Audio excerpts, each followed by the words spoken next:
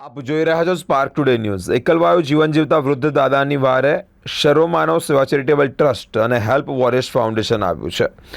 વિષ્ણુભાઈ વાઘેલા જે સંસ્થાના પ્રમુખ છે તેઓને જ કોલ મળ્યો હતો કે એકલવાયુ જીવન જીવતા નિશાળે વૃદ્ધ દાદાની જાણકારી મળી। ન્યૂ વીઆઈપી રોડ ખાતે જ ખુડિયાલનગર 2માં ગોવિંદભાઈ સોની છેલ્લા ઘણા વર્ષોથી એકલા રહેતા હતા। ગોવિંદભાઈ સોની પોતાનું ગુજરાન ચલાવવા માટે મદદ મળે તે અંતર્ગત સર્વમાનવ સેવા ચેરિટેબલ ટ્રસ્ટ દ્વારા મદદ કરવામાં આવી રહી છે। 5 દિવસથી ઘરની બહાર સુવા માટે મજબૂર થયા હોય ત્યારે સર્વમાનવ સેવા ચેરિટેબલ ટ્રસ્ટને જાણ થતાં તાત્કાલિક ધોરણે વૃદ્ધ દાદા માટે દાતાશ્રી રૂપેનભાઈ હુમાડ દ્વારા પતરાની સહાય મળી છે। પતરા લગાવવા માટે અન્ય સામગ્રીની જરૂર હોય ત્યારે હેલ્પ વોરિયર્સ ફાઉન્ડેશનની ટીમ દાદાની મદદે આવે છે। સર્વમાનવ સેવા ચેરિટેબલ ટ્રસ્ટના પ્રમુખ વિષ્ણુભાઈ વાઘેલા દ્વારા દાદા જ્યાં સુધી હયાત છે ત્યાં સુધી એક સમયનું ભોજન પણ આપવામાં આવશે। ગોવિંદભાઈ ચિમનલાલ સોની અને અહીંયા કેટલા વર્ષથી રહો છો?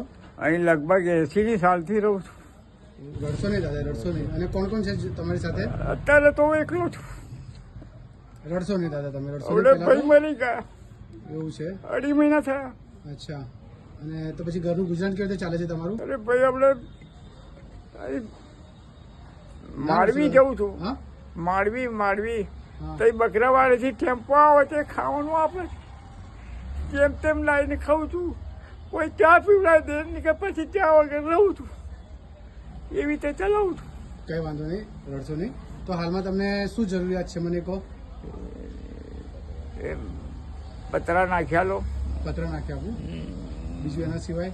બીજું તો હવે યાર પૈસો તો હવે તમે હોય તો આપો નહીં કે કંઈ વાંધો નહીં, એ પણ જોઈ લઈશું। હા। હા, અને તમારું નામ જણાવો પૂરું।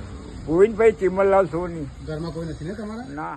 નમસ્કાર મિત્રો, આજ રોજ આપણા સર્વમાનવ સેવા ચેરિટેબલ ટ્રસ્ટના માધ્યમથી આપણા ખુડિયાલનગર 2માં રહેતા દાદા, જેમનું નામ ગોવિંદભાઈ સોની છે, જેમના પરિવારમાં કોઈ નથી અને છેલ્લા કેટલાક સમયથી એકલવાયુ જીવન જીવે છે અને 2 સમયનું ભોજન મળવું બી અમને મુશ્કેલ છે।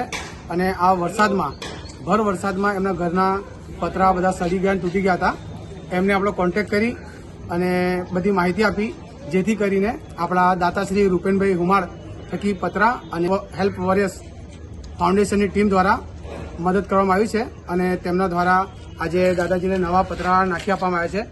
દાદા, આપણે આજે પતરા નાખી આપ્યા છે, એ કેવું લાગ્યું તમને? મને સારું છે। હા।